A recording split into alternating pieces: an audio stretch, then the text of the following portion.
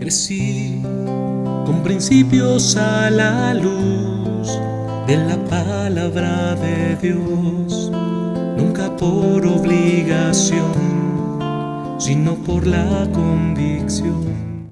Buen día, amado hermano y amigo que nos acompañas. Agradecemos a Dios por este tiempo que nos permite reflexionar en su palabra.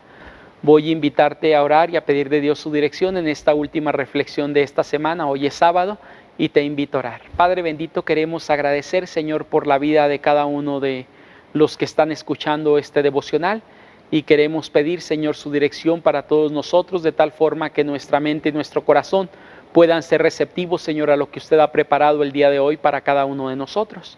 Padre, como cada ocasión que me permite compartir su palabra en algún lugar, le pido que sean gratos los dichos de mi boca y la meditación de mi corazón delante de usted, y que ésta sirva para edificar a todos aquellos que estarán viendo este devocional. En Cristo Jesús, amén.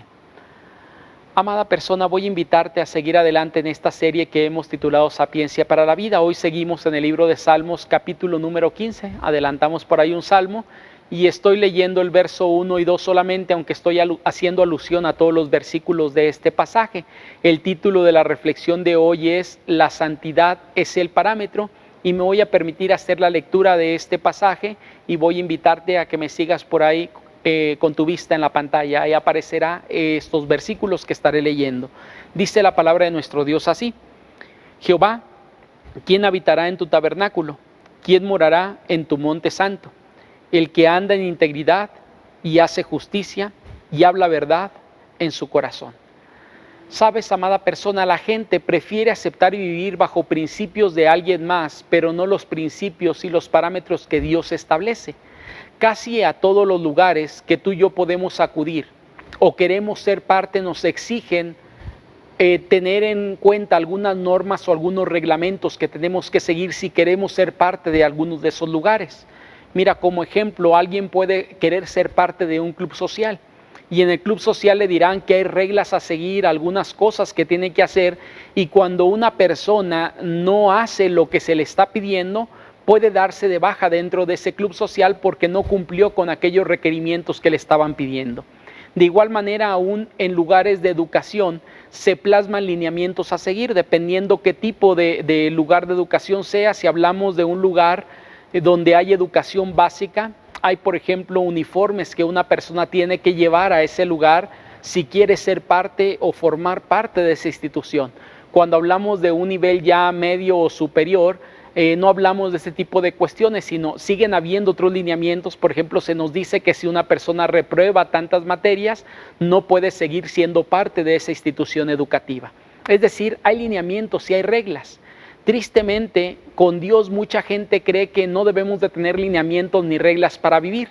Y no hablo acerca de aquellas cuestiones físicas de vestimenta, sino hablo acerca de condiciones éticas y morales que un creyente debería de estar viviendo en su vida, porque es hijo de Dios. Hay gente que dice, no importa cómo tú vivas, a final de cuentas Dios te ama. No, me parece que este salmo que estaremos hoy analizando va a hablar literalmente cuáles son las conductas, las prácticas, la ética que un creyente debería de tener si quiere vivir una eternidad con Dios. El pasaje que hoy analizamos, amada persona, comienza con dos preguntas dirigidas a Dios: ¿quién habitará en tu tabernáculo y quién morará en tu monte santo? Me parece que ambas preguntas que se están haciendo tienen que ver con una intencionalidad que es la relación y el resguardo en Dios. ¿Por qué digo esto? Recuerdas que el tabernáculo era el lugar donde en el Antiguo Testamento la gente iba y ofrecía alguna ofrenda delante de Dios y hablaba de esa relación con Dios, y el monte santo de Dios me parece que está hablando de lo mismo, de esa relación y el resguardo que puede una persona vivir en Dios. Sabes, todo el Salmo se dedicará a dar respuesta a estas interrogantes que se han formulado. Desde el verso número 1, el 2 en particular, hacia el último versículo o hasta el último versículo de este Salmo, estarán hablando de algunas cuestiones que el creyente debería de tener si busca una eternidad con Dios. Alguien ha analizado a profundidad este Salmo y se hablan por lo menos de 10 cuestiones de que el Salmo estará manejando para estar agradando a Dios con nuestra vida. No voy a meterme tanto a través de estas 10 cuestiones, sino quiero ver yo a través del pasaje 3 personas involucradas y cómo debería ser nuestra conducta ante estas personas. Entiendo que hay 3 personas que están aquí, que es nosotros, el prójimo y Dios mismo. Algunas de estas cosas tienen que ver solamente con nosotros para cumplir aquellas normas éticas que Dios nos pide. Por ejemplo, en el versículo número 12 nos habla acerca de cuestiones personales que no tienen que ver con el prójimo, sino con consigo mismo la persona. Estamos hablando de la integridad, hacer justicia, hablar verdad, y más adelante viene, por ejemplo, odiar el mal y jurar.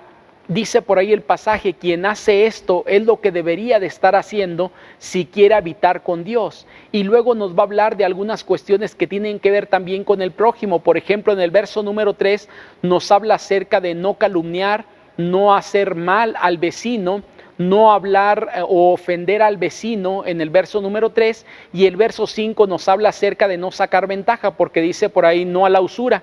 ¿Qué es la usura? Alguien que presta y cobra el rédito por ese préstamo tratando de sacar ventaja de una persona. Sé que hoy en día hay instituciones bancarias que se dedican a eso, es otra cuestión. Aquí está hablando al creyente de no sacar ventaja del prójimo en ese sentido. Y nos habla también en algún momento de no dañar al prójimo con un testimonio falso. Es decir, estas cuestiones tienen que ver algunas reglas morales o éticas en relación con el prójimo. Y si no has visto a Dios hasta este momento, nada más quiero recordarte que las 2 preguntas que inicia el pasaje están dirigidas a Dios, y la respuesta a Dios la está dando a través del salmista, ya que le está inspirando para escribir todas aquellas cuestiones que tú y yo deberíamos de tener en nuestra vida. Notemos que la respuesta que está dada aquí, que son las 10 cosas que está hablando, o estas cuestiones en los versos del verso 2 hasta el verso 5, amada persona, serían imposibles para el hombre realizarlas.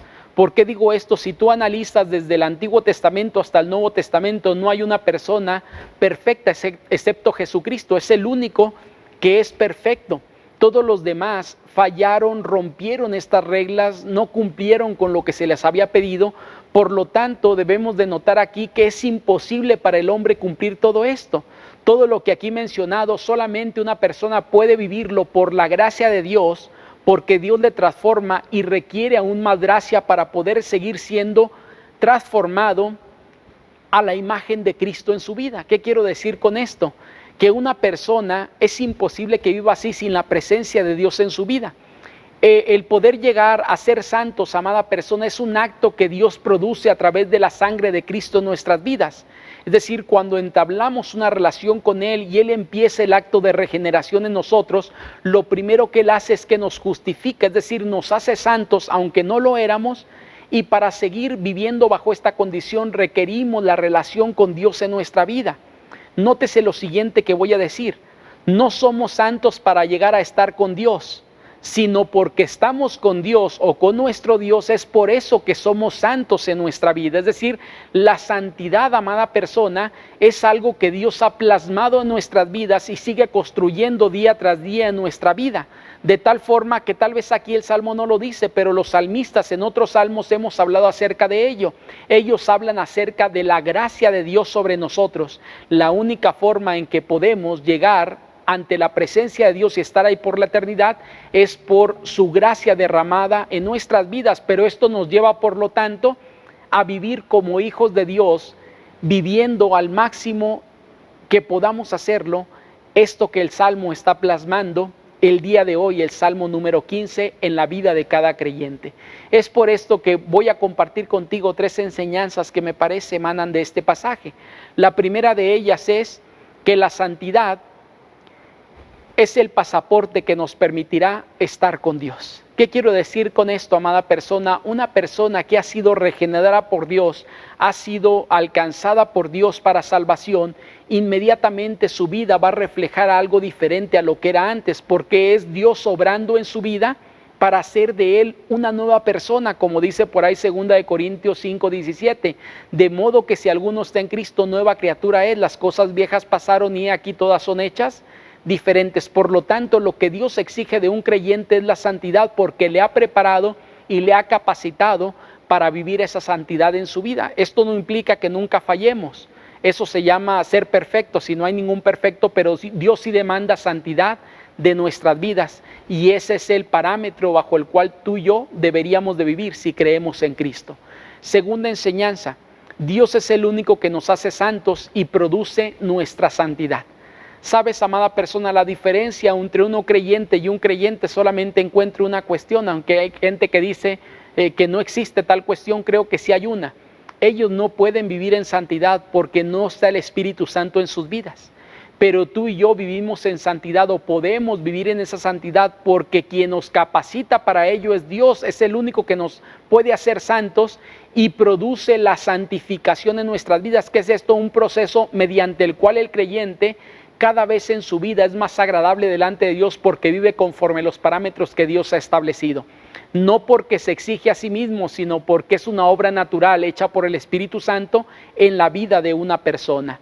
Y tercera enseñanza que encontramos por ahí en este pasaje: agradar a Dios debería de ser natural en quien dice ser hijo de Dios. El creyente no debería de esforzarse tanto para producir esta ética en su vida, ya que esto es producto del Espíritu Santo morando en él, trabajando en él. Lo único que debería esforzarse el creyente es por la relación con Dios, pero la ética, amada persona, o estas cuestiones morales que surgen en la vida de un creyente, no surgen por sí solas, es el resultado de la relación con Dios. Es decir, no somos santos porque nos esforzamos para ser santos, sino porque Dios trabaja en nosotros, es que produce santidad en nuestras vidas. Y una persona que está cerca de Dios y habita con Dios, su vida refleja santidad. Que el Señor te bendiga mucho, amada persona. Recuerda que mañana no enviamos devocional, pero te invitamos a ser parte del culto que levantamos en honor fragante a nuestro Dios, en alabanza y adoración a Él. Y si no tienes un lugar donde nutrirte, te invitamos a ser parte de este culto de adoración a nuestro Dios. Te estaremos enviando por ahí las ligas, tanto en YouTube como en Facebook, para que puedas formar parte o unirte a esta adoración a nuestro Dios. Que el Señor te bendiga y nos vemos el lunes si Dios lo permite. Crecí con principios a la luz de la palabra de Dios, nunca por obligación, sino por la convicción